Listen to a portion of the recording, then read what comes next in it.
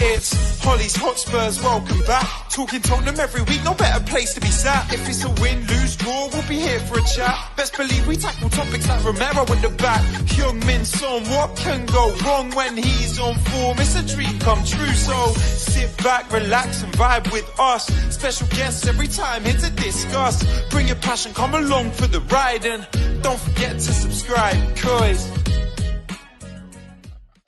Hello and welcome to another episode of Hollie's Hotspurs Live, where, ladies and gents, we've got a lovely game to dissect tonight. And with me, I'm joined by some fabulous guests as well. Crackers, it's great to have you back. How are you, my friend? I'm very well, thank you, Holly. On cloud 9 today. Talking of 9, I think that's how many we should have had, isn't it? So nice to see the one and only legend of James Black in the house as well. What a top man. I tell you what. Boys and girls and listeners and viewers and everybody, James Black and Sandro, forget Oasis. You can forget Oasis tickets. James Black and Sandro together. Come on. You know what? I've just found out that there's going to be another one that's going to be announced, I think, with Sandro, but I don't know what exactly when it's going to be. But it's a few more in the pipeline. But that was an amazing night, wasn't it? That was incredible. It was a good night down in Dartford. Yeah, you was on top form. He was on top form. It was Steve H2O, wasn't it? H2O. That's it. Yeah. South East Thames Spurs. Yeah. Good night was had by all. Brilliant. Your birthday, was it? Your birthday? 21? Yeah, 21 again. 21. Teeth and hair of a 21-year-old. Everything else, forget it. It's over. Pension. Good to be here, Holly. Anyway, it's great to be here, man. And then, should have been 9-0. It's amazing to have you guys on here tonight. And also, we'll be joined by Jim from Hotspurs. But I know that he's running a little bit late, but he'll be joining us soon. Before we kick things off, I just want to say a big thank you, obviously, to the Tabletop, the sponsors of the channel. We did do the giveaway this afternoon, so congrats to Kerry for winning that one. But we're going to move on because, Crackers, I'll start with you first. What a game. Tell me about it. How did you find it?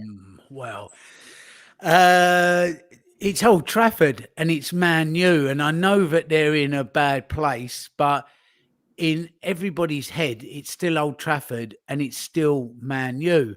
I don't like the start of the game was just incredible because not only did the early goal add to their jitters and their woes at Old Trafford, the actual manner of the way the goal was scored, it was just, I mean, it really nailed down the flag, didn't it? It nailed the flag to the mast. This is what we're going to come here and do today. And with their very fragile confidence to not only score in the 3rd minute, but to actually score it in the manner we did was just like, thank you very much. We're like, I don't know, Holly, I'm 130 years old now, so I'll make a reference to an old film called Scum, which featured a very, very young Ray Winstone. I'm sure some of the older listeners and viewers would know of. And there's a point in it when he just gets put into prison and he's having some trouble off some fellow inmates. So he picks up a couple of pool balls, snooker balls, puts them into a sock, goes into the bathroom and absolutely lets them have it round the back of their head with this sock full of balls, and went, I'm the governor in here now. And like, it's just, it's very, very violent. But that was Tottenham yesterday. It was the sock full of pool balls, Ray Winston in the film Scum. It really was. Bang, that was it. It was pretty much all over from that point. No, it was. And I think that's the thing. I think the last couple of games, we've really been starting to find our rhythm. But James, in that game against Man United, like Crackers was saying, 3 minutes in, we're on the score sheet already. Yeah, unbelievable. Like the Flying Dutchman. My first thought, I don't know if anyone else thought this, my first thought was, oh, God, that was so incredible. Keep your hands off Real Madrid. Went straight through my head because I'm a Tottenham fan. It was so good. It's almost like a cheat code. But it's not the first time he's done it. It's not the first time he's done it this season. And with 6-7 games in, it's crazy. But yeah, he's like a cheat code for me. And we kind of knew, didn't we? We knew when he picks up that ball, he's going to go for this. He's going to just keep going. And more importantly, the players knew. I see an interview with Brennan Johnson when he says, he's the quickest player in the Premier League. As soon as he picked the ball up, I knew he weren't going to stop, so I just knew where to be. That, for me, is the most exciting part. He just knew. And that clicking is just incredible. Yeah, but I was buzzing, absolutely buzzing. And I think it's the manner of it we did it as well, because obviously Crackers, I've always wanted an opportunity to talk about Daddy Longlegs in Mickey van der Ven. So he's so crucial to that back line. And even now in attacking form, like James said, it's not the first time he's done it, is it? No, it seemed quite prophetic that you actually call him Daddy Longlegs, because when he nicked that ball or perfectly timed it and off he went, I was absolutely fixated by his stride length when he started running. And at some stage, I will sit down with some sort of set square or ask a scientist to work out what his stride length must be when he's running. I mean, he's got to be a good 3 meters between each step. It's absolutely incredible. I was just like, wow, he has literally taken like 2/3 of the half in probably 9 or 10 strides. And you're like, my God, it's like, there's absolutely no way Peggy Mitchell from EastEnders is any relation to this. Do you remember she was about 10,000 steps just to go along the length of the bar, wasn't she? It was just like, he's just the absolute like opposite of that. Have you gone from scum to EastEnders? I know, yeah. This is a real. I must be in my subconscious missing the East End, mustn't I? I better go and get myself a bowl of jelly deals out the fridge in a minute, hadn't I, and start playing the old Joanna. But it was he's incredible. I mean, there's talk about Romero and Real Madrid. I don't think that's the worry. I would say that that's probably Mickey van der Ven now. In the darkened corridors of the Bernabeu, I'm sure that they'll start to priming up the reporters and the directors and everybody at Marca newspaper, and just start putting a few little fishing rod sniffs out for him, because we better get him tied down to a long-term contract. We really have, because maybe not at the moment is he at Van Dijk's level, but he's certainly well on his shoulder. And with a stride length that he's got, he's going to soon be past him as well. He is an incredible defender in that mould. I mean, you know, you've got Saliba down the road and that's also a fine defender. But in that sort of mould of defender, wow, he is something else. He really is. And I think for me as well, James, coming to you, the fact that obviously he's ran all that way and then manages to put the perfect ball into the box for Johnson to put in the back of the net. Yeah, well, there's a thought in my head.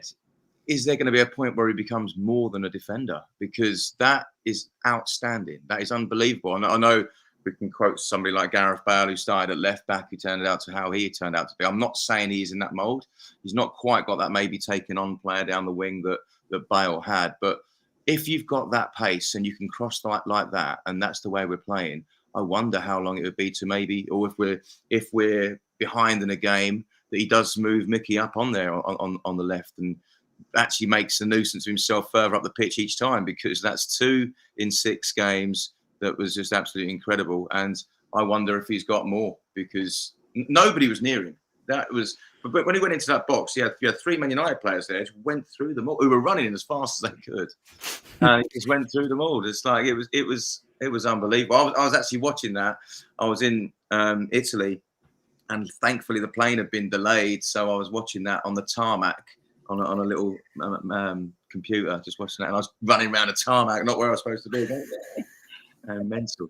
Yeah, it was amazing. But the best thing I can say for that is not that shocking for a Tottenham fan, because we've seen it. So when you can do that and it's not shocking, that's outrageous. The only people shocked were the rest of the Premier League now, who've seen it, because they've seen it in what they would class as a bigger game. But it's not for us lads. It's Man United.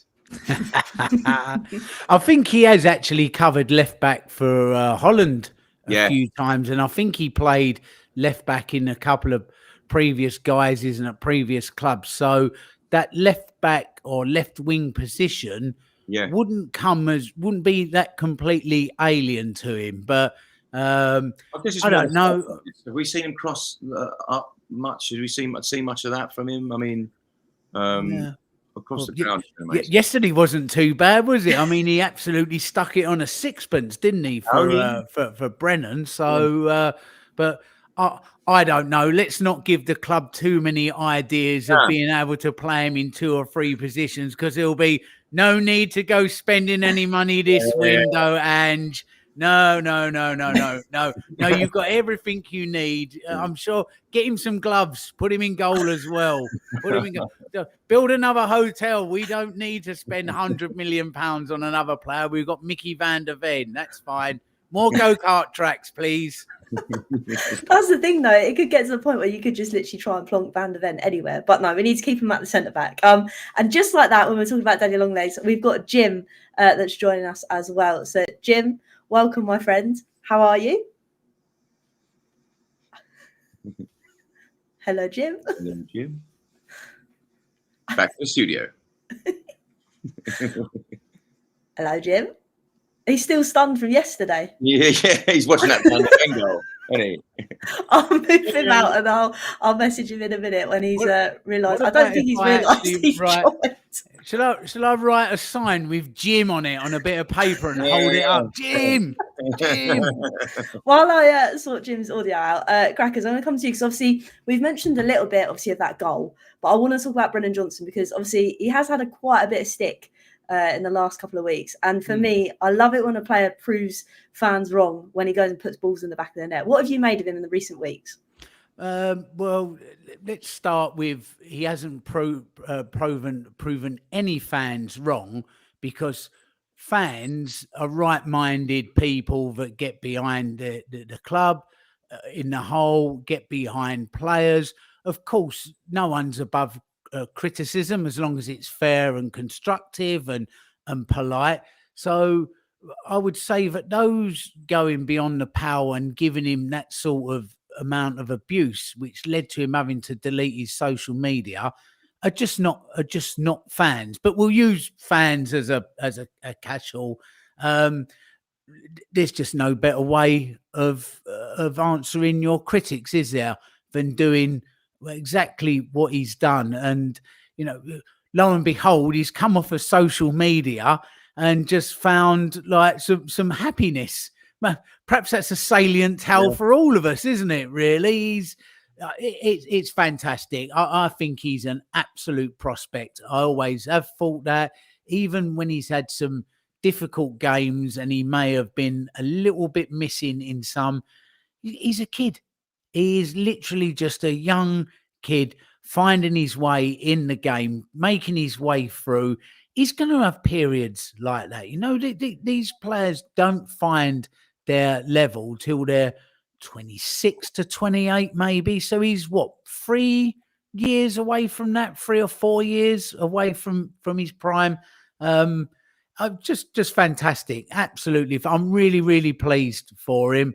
And shame on all those that couldn't keep it polite, keep it civil, and keep it constructive. Anything that they had to say about some of his performances, there's a balance to be had with it, Hollie, because you're never going to change the world. You're always going to have people like this in the world. So within yourself, you have to find a little bit of resilience and a little bit of dare I say, backbone. Doesn't seem quite right, because you shouldn't be having this sort of abuse.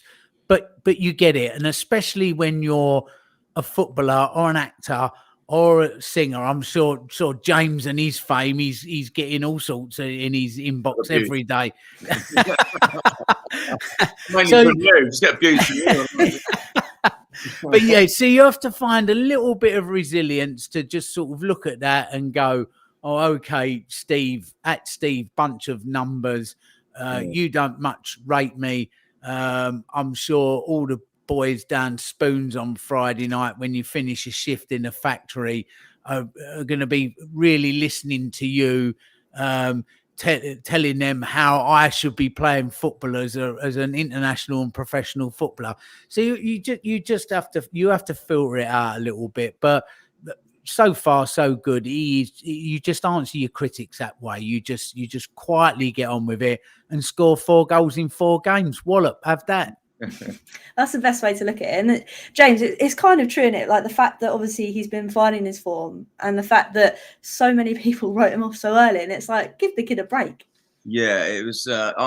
What Crackers is saying, that you do get like people who come out and give a bit of abuse or keyboard warriors, but I don't really take much notice. People don't take much notice of that, I don't think.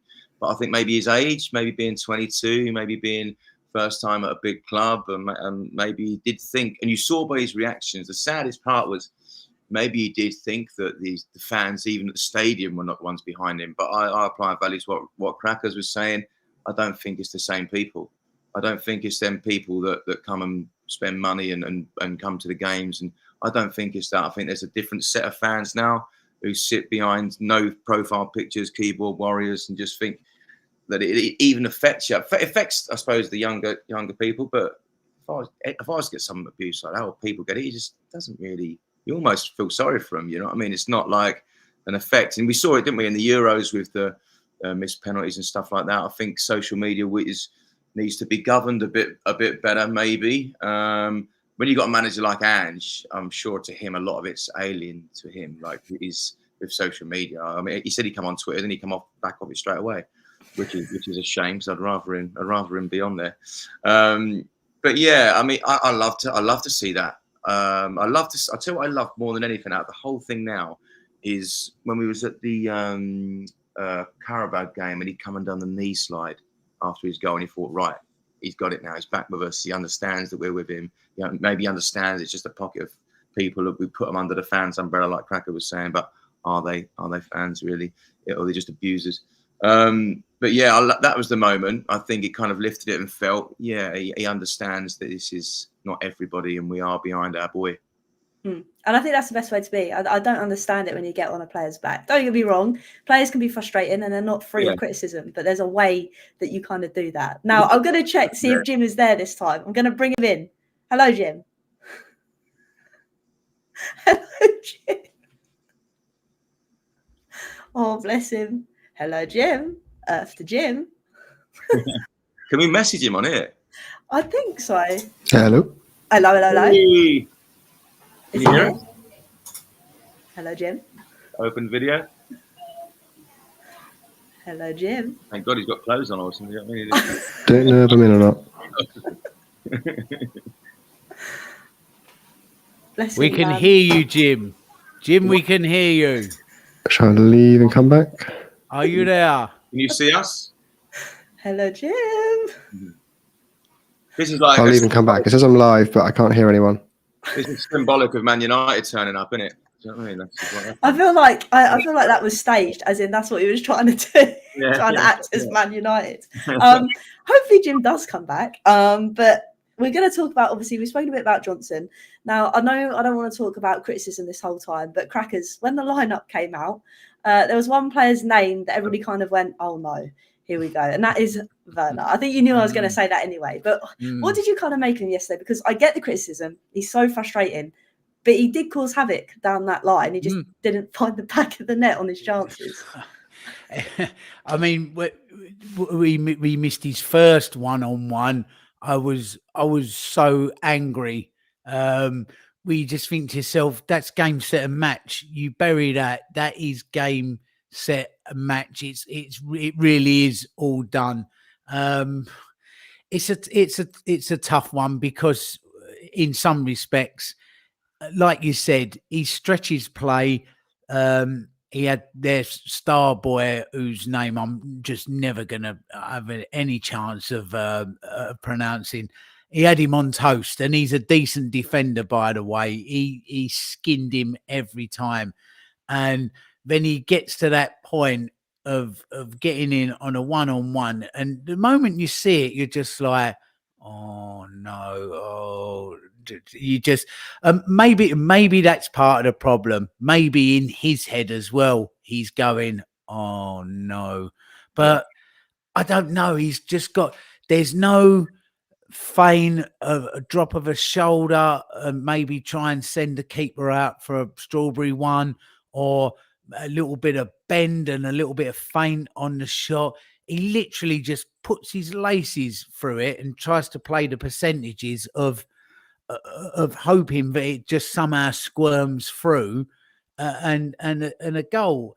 I don't know whether he just needs that first one and then he's up and running, but he kind of came to us with this reputation anyway of he's okay until he gets to that last moment, and then that's it. So look, he's good at that part of the game, like I said, where he stretches play and he causes havoc, but that's just not enough, is it? It really isn't enough. You know, if you're a top chef, it's all very well cracking the eggs and putting them into the bowl and whisking the air into it and adding a bit of cheese and adding a bit of onion, and you think to yourself, this is going to be lovely. And then you go, oh, I've not got the frying pan here, have I?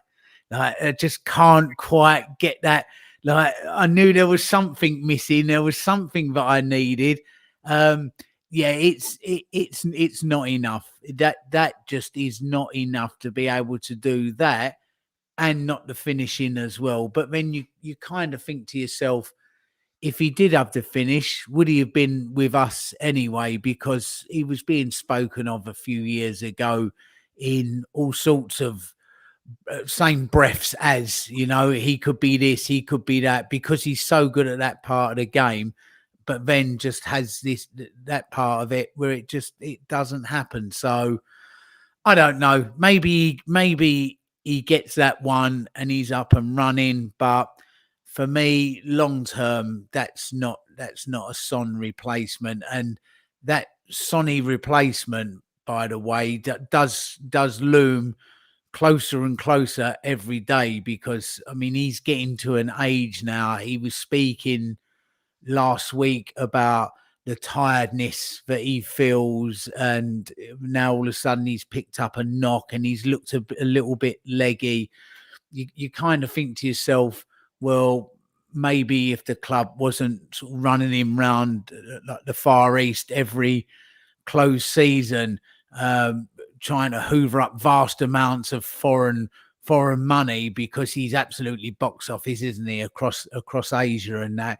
Maybe if you just gave the lad a bit of a holiday and a couple of weeks. So that's the problem. He just looks like he's getting flogged a little bit, to be honest, and then that's having an effect on the season. So that is a position we do need to look at, and I just don't think Werner is the answer. But that was the one cross in the box, or if you like, sort of the X in the box against the rest of the day. It certainly didn't put a dampener on it, but it's something where you look at it and go, that could be an issue going forward. So let's see. Much for the club to ponder. Get some of that money out of the purse that you've made from these Far East tours, please, and find us something a little bit more than Werner to be the Son replacement. I think that's the thing. I think because we saw Werner stretch the play and we didn't have that end product, James, it kind of alludes on to the fact that maybe Sonny is getting to that point now that he can't, not necessarily beat his man, but he's not able to stretch the play as much as he used to be able to, kind of like Crackers was saying, where he's getting worn out, he's playing lots of games, this, that and the other.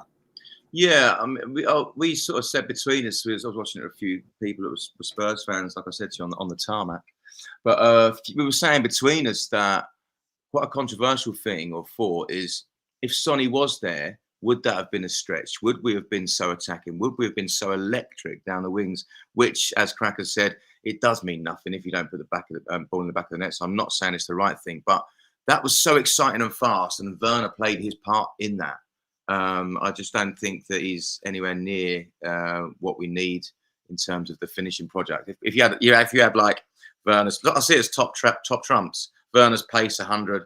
Finishing maybe 20, you know what I mean, something like that, and it's not good enough. If you had like Werner's pace and Son's finishing, that would be incredible. I would like to have seen a few more minutes from Mikey Moore. I wonder if he could be an answer to this, being the fact of his age, giving him experience, the fact that they're trusting him already, which is absolutely incredible. And I'm with Crackers on the fact that that day is coming, and it's coming maybe a bit faster now than what Spurs fans want. It's the fact that there's no real talk on the contract at the moment, and he also came out, didn't it, and said about the tiredness. He doubled up what Rodri said about all these games and it's unfair on the players. You can tell, and he does look leggy, and he is picking up knocks, and he is getting of that age, and he does need a break. I would like to see more over Werner. I don't think they would have debuted Mikey Moore away at Old Trafford, but having seen how that game went, maybe they should have. But the thing I see with Werner is the first chance is it all for me.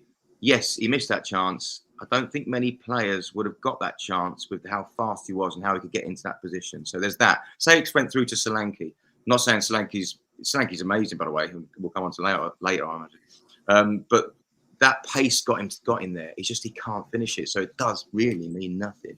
It just means frustration. And I was the same as Crackers shouting at the TV on the tarmac. Yeah, I'd like to see Mikey Moore coming on a bit earlier and bit by bit integrating him and let him take over Sonny's role for a bit. That's my take. No, it's a good shout. Go on, Crackers. With the thing is with Werner as well. What surprises me, as he's German, I mean, 1-on-1 is really like a running penalty, isn't it? It's you versus the goalkeeper. So it's certainly not a nationality issue, is it? Because the Germans, as we know, are finely tuned machines when it comes to a penalty. So you kind of think to yourself, maybe somebody just needs to say to him, Timo, you are German. This is just an in-motion penalty.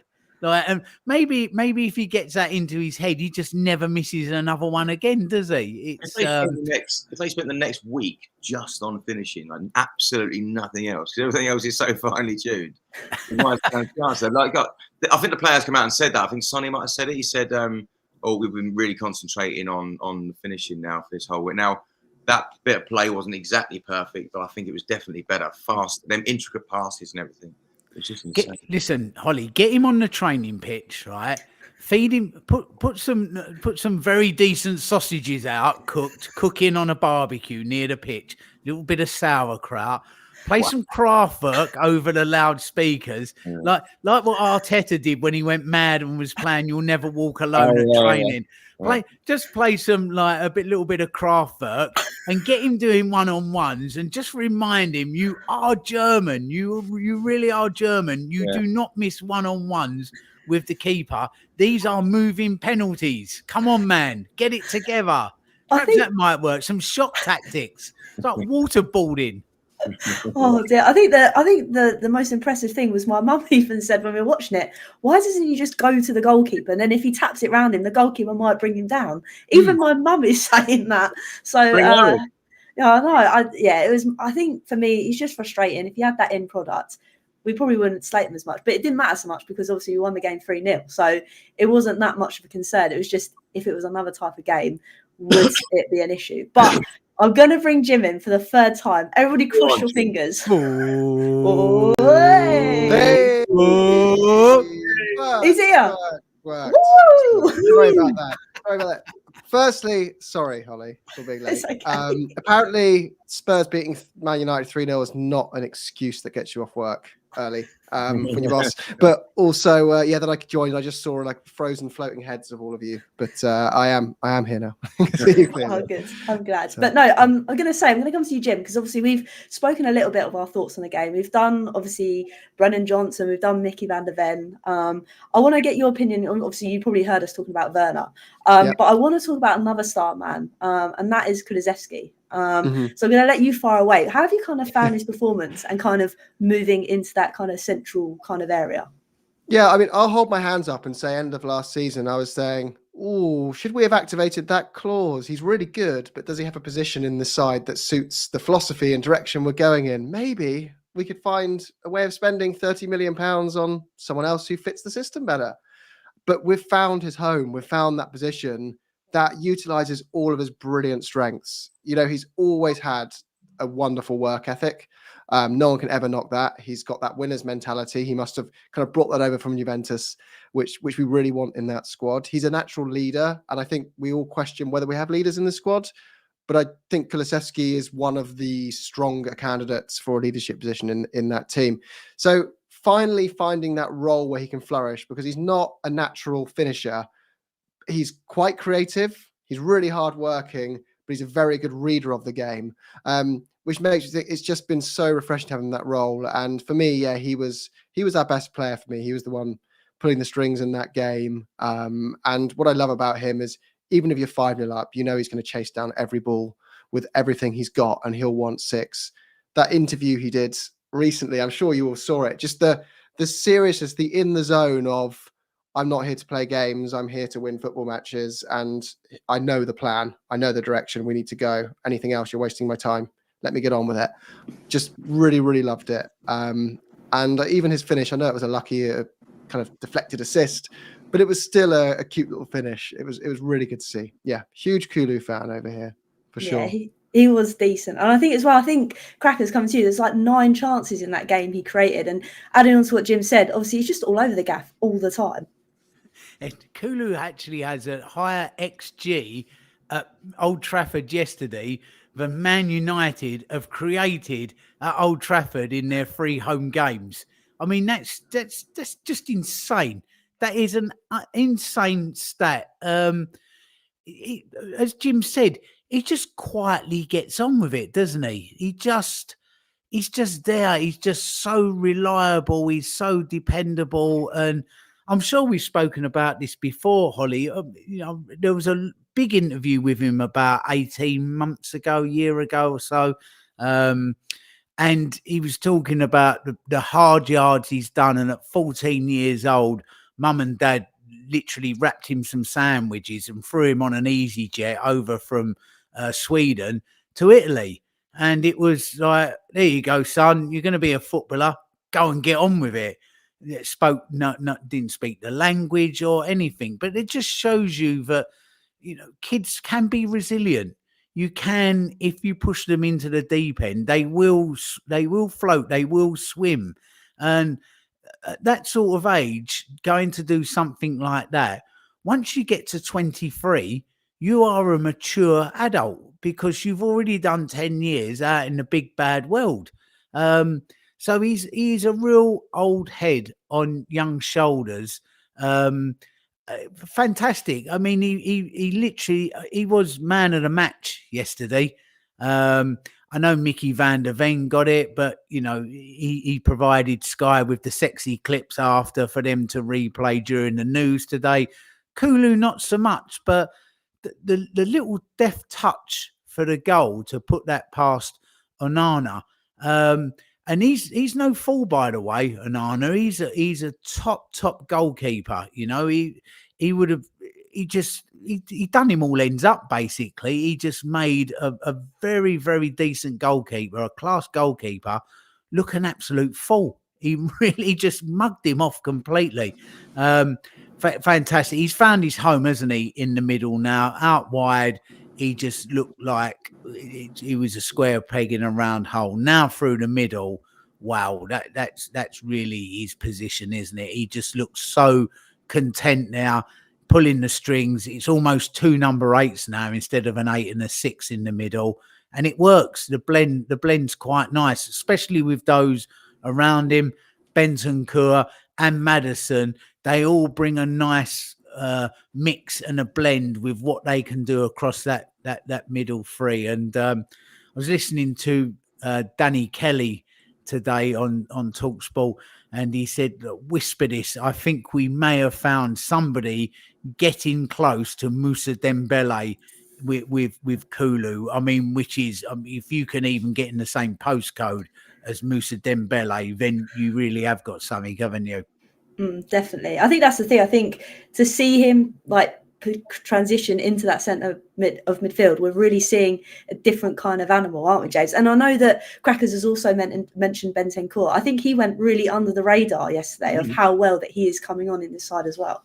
Yeah, he was superb, wasn't he? I mean, with sweeping it up quite a bit, and we didn't miss Basuma. I think Basuma's been great there, but I wonder if we've found that midfield 3 now. I wonder. I mean, there's been loads of talk about the best midfield 3. I think there'll be gentle rotation because we've got quite a lot of amazing players there. But that Bentancur, and Kulu and Madders in the middle for me was just incredible. They put Kulu through the middle even at the start of last season. I think it was home to Sheffield United when he was chasing that goal. And he was the one who pulled the strings that got us back in the way that he was playing. So they didn't muck around with it last season. But at the end, I was the same as Jim. I was like, at the end of last season, when he was out on the wing and it's kind of worked him out and he wasn't cutting. He's only had one way he was going. And he was like, yeah, should we have him again next season?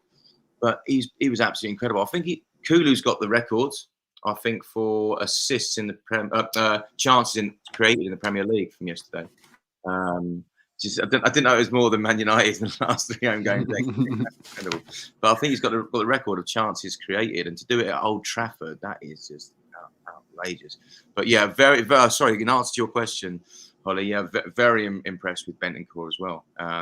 And I think he's gone that much under the radar. When you asked me about him, I answered in Kulu. But yeah, I was very impressed with him, and I don't know when his. They're talking about his ban to come in, but I'm not looking forward to that. Or I think we get some news this week, I think, don't we, on that? But yeah, he's been brilliant, Bentancur, and I'm not looking forward to that coming into play, really. I think he's really stepped up his game, hasn't he? We're seeing the Bentancur that we got in the first few games when he come over. Yeah. Definitely. No, definitely. I think that's the thing, like you say, he so went under the radar because we were focusing on how well everybody else was kind of doing, and he was silently doing his thing, which was nice to see. But Jim, it wouldn't be a big game without a bit of controversy. Now, I'm not saying that the red card caused Man United to lose, because they were awful anyway. But what did you make of, obviously, the decision to show Bruno Fernandes the red?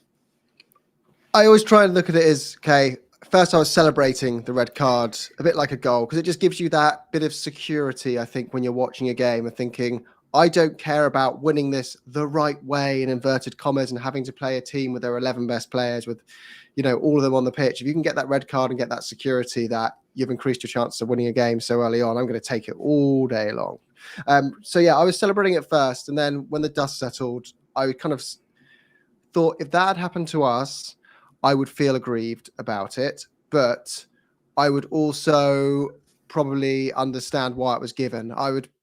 I think the term people like to use is orange cards from time to time. It's kind of one of those, it's like, yes, by the rules, it is a red. By the rules, it is. So he's out of control and it's knee height, and he has kicked out intentionally in that direction. But the reality of it when you watch it in full speed is he's just slipped over and wangled a leg out. He's not going to actually cause any harm. So you can see why some Man United fans would be like, oh, that's gutting. But it is a red card by the rules. So it is. And the world of VAR, you've got to be even more careful than you ever had to be before. So even if that hadn't been given straight away, it might have been overturned and given as red anyway, because with VAR, they follow the rule book as precisely as they can. But I would say, actually, just one kind of side thing on that. I do like how VAR isn't overturning loads of things this year. It's been quite refreshing that they're only stepping in for clear and obvious errors, because that's a classic of where you go to Old Trafford and it gets overturned because it's Man United and they get some protection of some kind from someone upstairs. But nowadays it seems to be this season seems to be a bit more, let's stick with the on-field decision unless there's a glaring error. And it wasn't a glaring error. So tough luck, Man United. It's a red card. Definitely. I think that's the thing. Like I said, I'd probably be annoyed if it was the other way around. But then when you look at the rule book, then so be it. But they were awful anyway. So it's not as if they can use that as an excuse to say, oh, we only lost the game because we had 10 men. I think they were pretty poor throughout the whole bloody game. But also talking about different players that kind of shone out for me, Crackers, I want to talk about Spence, because Doggy obviously went off and we saw Spence come in. And it's quite nice when you see a player come in and do a job for us. And I think Spence did that quite well yesterday. Yeah, I was speaking about this on Last Word last night, and the fact that Spence actually came in and played on the opposite wing to what he normally does as well, which again is another one of those worries. We don't need a player that side. We've got someone, just Spence and Mickey van der Ven now. Maybe throw Kulu in as well. Probably only need 3 players for each game now, which would be marvellous for the wage bill. Look, we've Spence. We spoke about Kulu and the type of character he is. He must be so easy in some respects to manage as a person. Spence came with his challenges, it would seem. You know, he'd had some issues previously with Neil Warnock, who I love Neil Warnock, by the way, but he does look like he could have a big row in a telephone box, doesn't he? So it's like maybe it's not the greatest marker to throw down, but there's been question marks with his attitude. And, you know, off he went on loan. He's come back in. Now, Ange seems to be managing not only just the player, but the personality as well. He looks like he wants to play. He's at it, you know, he's playing in the wrong position. You sometimes think maybe even stereotype of a difficult player being asked to play out of position, being a bit surly and not wanting to, but he came on yesterday, slipped into the role brilliantly. So I think that's a testament to, you know, the club and Ange's management skills of not just him as a player, but him as a person, and getting his head right and getting him to mature a little bit and, you know, grow up almost and start taking his privileged role as a footballer, a professional footballer, seriously, and just making the most out of himself. So yeah, he looked fantastic. He really did. He's got plenty of pace. He's got a good trick to him as well. He's able to go past people. Different type of player to Udogie. So it gives us a little option in different games with what you can go with and different play patterns, etc. But yeah, really good when he came on. Brilliant stuff. I think as well, obviously touching on Ange's management, James, when I saw the subs happen and the fact that we obviously saw that midfield change completely and bring on the likes of Bergvall, Mikey Moore, and then obviously as well Sarr, how did you kind of make that? Because for me, I was a bit like, oh, is that a bit too much? But it obviously worked for the third and final goal, didn't it? Yeah, I think we were in complete control. That's probably why he did it. But the fact that bringing on Bergvall, I thought he was one of the only players that was really good against. Was it the Coventry game? Yeah, he played a really good game. So I liked seeing him come on, to be honest. I think Sarr was fantastic at that flick, didn't he, at the back? We have finally come out of the dark times of, I say dark times, I feel a bit out of order saying this, but Udogie going off and Davis coming on now. We've got someone else who does play handball. He's got this attacking inverted wing, gets forward, young player who's got a lot of energy. I love Davis, great servant to the club, but that is a big step up, I think, in the way we want to play. So seeing these players come on, these forward-thinking players who are going to give it all, it just goes to show that he's not going to stop. So he's not going to stop at 2-0. He's not bringing in an extra defender, and that would have been like maybe the Conte and Mourinho way to, even if he was up to a man ahead, 2 goals ahead. And I love that. I do love that. Don't get me wrong, I was getting a bit worried about it with the way that he just split us in the middle for these goals at the start of the season and was coming through. And it's still a little bit of a concern. At the start, Man United had a good few chances, didn't they? Xerxes, I think, with a save and the post. But I love them changes, to come to your question, Hollie. I love the fact that he's bringing on these players and they're doing the same thing. They're attacking. They know what they've got to do. You can tell now with these results on top of the performances, they've got confidence in what they're being told to do and their position. And I saw a bit on social media where that Bergvall and all these players were like backing each other up, and I like that as well. There was someone that was on the bench, but they're all backing each other. They're becoming a squad, and they know their part. And yeah, I think it was all positive, even with those changes. And that's the thing, because obviously maybe it's my old Spurs brain thinking, oh no, we can't do this, we can't have the young boys come on, that we're at Old Trafford, we're at United, but it proved to work wonders, because Jim, obviously that final goal pretty much came from Bergvall's first touch of the ball, Sarr's flick on, which I think as well was his first touch, and then Solanke in the right place at the right time to put it in the back of the net. It really was, yeah. It was the perfect set of, actions that could have happened when you go and make subs like that. I think a lot of people got I think it was a healthy wake-up call, though, as well, that everyone's been saying, in the same way we say it at Mikey Moore, we go, play Bergvall. He's young, he's exciting, give Maddison a kick up the bum, give him some competition. And he actually I felt, needed a bit of time to get going in that game and struggled a little bit, the physicality of that. Just being a younger player, that's completely natural, normal. And we always get tempted to say the similar Mikey Moore, bring him on earlier. But I think if you had brought on Bergvall for the whole game and he'd played like that for 45 minutes, a young player's confidence gets really, really knocked. But if it's for 20, 30 minutes at the end of the game, he's a part of a goal, it makes up for it. He goes into the Europa League feeling quite confident and can play someone a bit lesser. But the most exciting thing for me in that game was, I don't know if you've read Vince Vigari's book, Angeball. You've studied Angeball, but there's 2 pages in there. You guys have probably all seen it. And this felt like the game where it hit that phase. And it said, widespread questioning of Postecoglou's appointment starts to come. The losses pile up. Pundits start saying the team has been figured out. They will say he has no plan B. It's required. The word naive is thrown around, and critics will point out that he spends most of his press conferences grumpily looking at the floor. But this is the moment I think we're in it. But then the smog begins to clear. The team starts to make a habit of scoring winners and equalizers. Certain players who you thought were rubbish start to find unimaginable levels of performance. I think players like Johnson have started to do that. A lot of people said they're rubbish, and they start to reach new ceilings. And then people start to say, maybe he's onto something. The critics concede a creeping sense of inevitability starts to build around the team, then around the club, and soon outsiders sense it too. And I think we're getting to that point where this was a turning point where a lot of our fans went, I doubted him, or I had a little bit of kind of, I'm not sure, but that's given me a glimpse into the future of what this looks like when it works every week. And I've got that bit of extra patience now to stick with this guy. Yeah, Jim, if he gets Werner to score a 1-on-1, he really is the Messiah, isn't he? Well, he'll if he does that, he'll also run across the sea walking on water, I'm sure. But it's there are miracles and there are miracles.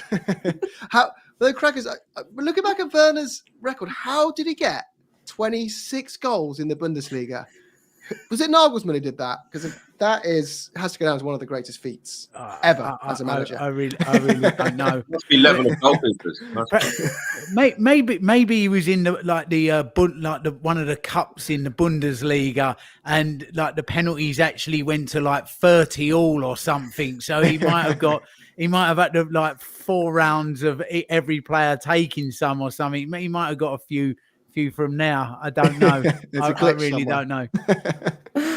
Dear, no. I'm not going to say bless him, because he's a professional footballer and he needs to score goals. But I honestly don't know where we go with that. Hopefully, like I said, maybe Ange can do something, work his miracles. But I'm not too sure on Werner. But before we obviously move on to the next couple of games, obviously Dan has put a question in about. I mean, we've kind of spoken about it. We know that they were poor, but we went and actually took them to the cleaners for once, scored our goals, and did the business. So that was a great game all round. I very much enjoyed it. But we're going to move on. I know we're running out of time, but I want to quickly talk about, obviously, the Europa League coming up. So, Crackers, I'll come to you first. How are you feeling going into this one? Because obviously it is away from home, and then we go to Brighton away at the weekend. So how do you kind of see it shaping up? Don't ask me to pronounce it, Hollie. That's why I didn't say it.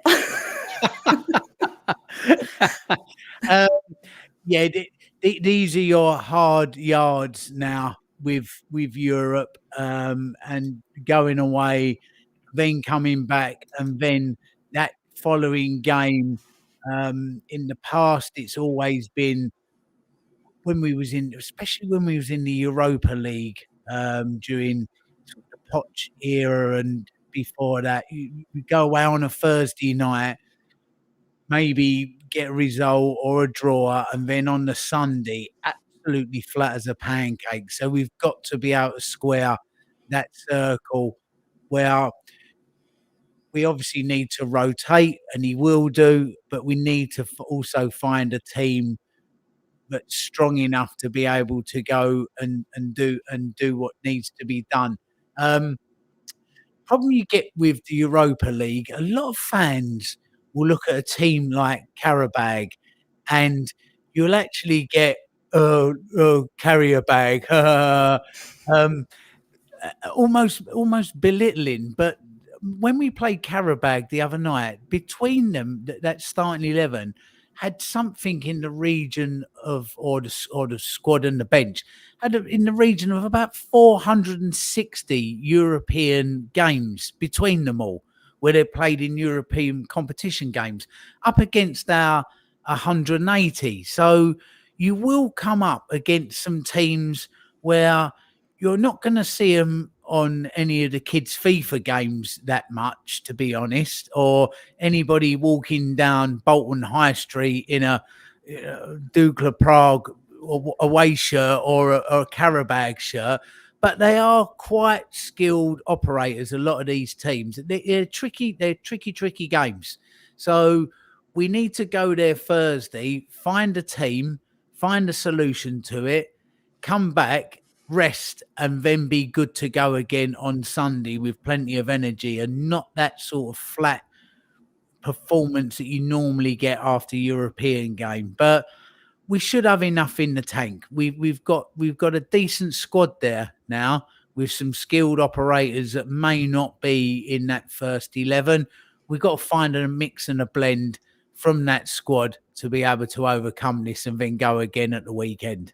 I mean, we talk about being potentially a tough feat, but James, I think Crackers is right. We should have enough to be able to rotate the team, but not rotate it enough that we kind of lose the way we play. Because like you mentioned already tonight, James, we saw players come on that actually fitted this system. They're all playing under the same belief, so to speak. Yeah, I think the problem might be, I agree with Crackers. I think there's definitely some slippery banana skins in there, isn't there? But I don't think the players will have the same attitude, and Ange won't let them have the same attitude as some of the fans towards these teams, especially if we can't pronounce them. So I'm glad you didn't ask me to pronounce it either. But the problem is Dragusin, is that straight red? Is that 2 games? Is that 3 games? That's a bit of a problem in terms of we want to rest Van der Ven's hamstrings, like someone put they're the most expensive things in the world right now. That's a problem. I think quite a lot of other fans now would probably like to see him not play on Thursday in terms of having Brighton away, just seeing how impressive he's been. But that means Romero, and then who comes in? Is that Davis that comes in? I'm not too sure. So that's going to create a bit of a problem. I think the midfield isn't a problem. I think we've seen that. I think Jim was saying about starting Bergvall. I think you're right. It takes him a while to get into the game, but maybe this is the type of game where he can start, get some minutes under his belt. And I think that with the forward line, I think that obviously rests Sonny again. I think they'll give Solanke minutes. But I'd like to see Mikey Moore. I'd like to see Mikey Moore start. So, yeah, I think gentle rotation is what you see the top clubs doing. I think you see them don't make 7 or 8 changes like we were in the Carabao Cup like there. I think just gentle rotation, enough to give these players rest that we see are picking up tiredness and injuries. But another thing we've got to remember is Ange Ball is full on. It's electric. It's so much on them, that fitness. And I think that's why you might even see slow starts to seasons a little bit. It's full on. So, yeah, I mean, a gentle rotation, I'd like to see maybe 3 to 4 changes, but I don't know who he's going to have at the back. It's probably going to be Davis. And that for me was the big thing I didn't like to see. But who am I to say when he did come, he cleared the ball off the line again against Coventry and was our first shot on target with his header. So, that's the problem. Dragusin's red card has created a bit of an issue, I think, there. Definitely. And I think, like you said, obviously, because in the last European game, Bergvall's game got cut short early because of Dragusin getting sent off. So I think we'll definitely see him. But Jim, I'm going to give you the free rein for the Brighton game, because obviously we've spoken quite a bit. We want there to be changes. But for Brighton, how you kind of see us setting up? Do you think those small changes in Europa League will make a big difference to how we turn up on Sunday? Or do you think it's just part and parcel of the game now? Yeah, I think the game in the Europa League we'll take quite seriously. It's clear that we're putting the Europa League ahead of the League Cup in our order of priorities, which we will have. And I think, as James and Crackers rightly said, there will be a few changes against, I think, Ferrer and Suarez. I think that's my attempt. I'm never going to try that again, but I'm pretty sure that's it. Well done. Give it a go. Well done, Jim. We'll go with that. I can pronounce the longest train station in Wales, but can't say that team in Hungary. What is that, Crackers? What's the longest train station in Wales? That is Llanfair Pwsgwingef Gogere Wintropos Santos Silius Gogogoch. How do you spell that, Crackers? He plays for Chelsea, doesn't he? Yeah, I think it's one of them. Yeah, it's named Chelsea's bench. But yeah, so I think there'll be some key players that are just going to have to deal with 3 games in a week, effectively. And those, I think Sonny will likely be rested, even if I think it's a hamstring tiredness, so he should be fit for the game against Ferrer and Suarez. But I think they'll rest him so he's fully fit for Brighton. Odegaard still won't be fit. So it's going to be Sonny, Solanke, and Johnson again. I think he is going to start Johnson in all those games as well. I think the rotations will be again. I think Maddison will get a rest for the Ropey League, and it will be Berryvale giving him a break. And then the defense is the big one, like you guys have said. That red card has really mixed things up and made things quite difficult, hasn't it? Because when you don't have Spence in there, it's going to be interesting to see if someone like Porro gets rotated out against Brighton. Maybe you never know; they might be feeling the fatigue, and Spence might come in and start a game. Udogie went off, remember, with hamstring tiredness as well, so it might be that they decide to give one of those guys a rest. So I wouldn't be surprised to see one rotation in the back line for Brighton. I think that's going to be our toughest away game of the season as well. I think that so far it's going to be our toughest, probably, aside from Arsenal, it's going to be the toughest game we've had this season, I think. So that's going to be a true measure, I think, of where we are. Are we above the clubs that are challenging the top four? And are we truly in that top four mix? I think we'll get an idea if we beat Brighton of where we are.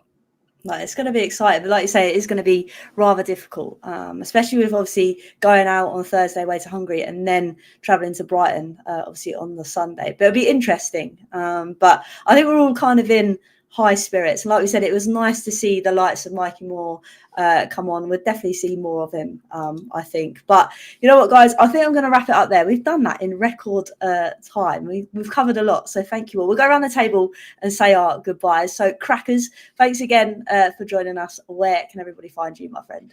At Mr. Cracknell across the socials, and then quite often treading the boards, treading the boards on a night in theatres. Quite often of late as well, thankfully, alongside James Black, who's been getting along to a good few of the events. So got Hoddle and Waddle coming up. Christmas special with Harry Redknapp, of course, always Harry at Christmas. A few others, Terry Naylor and Johnny Pratt in Manchester, for those of you of a similar vintage to me. So a good few bits going on. But more than that, Holly, more than that, this coming Saturday on the beach in Lanzarote, the one and only Bad Manners are playing. So I will be down there Saturday evening in jumping up and down to a bit of good East London ska on the sand on the beach. I am so looking forward to that. I really am. Enjoy yourself, Crackers. I hope to see lots of shapes, my friend. But it's been amazing to have you, Crackers. So thank you again. Thank you. James as well. Thank you for joining us. Where can everybody find you too? So I'll be doing. I'm doing a little tour basically of. So if any supporters clubs are listening, I'm doing a tour around Europe, UK, and America for the away games. I'm quite humbled to how many supporters groups have got in touch. I'm booked up until February now. It's amazing. So next week this weekend I'm in Malta with Malta Spurs. So get in touch with those guys if you wanted a ticket for that one. And then the following week I'm with Yorkshire Spurs.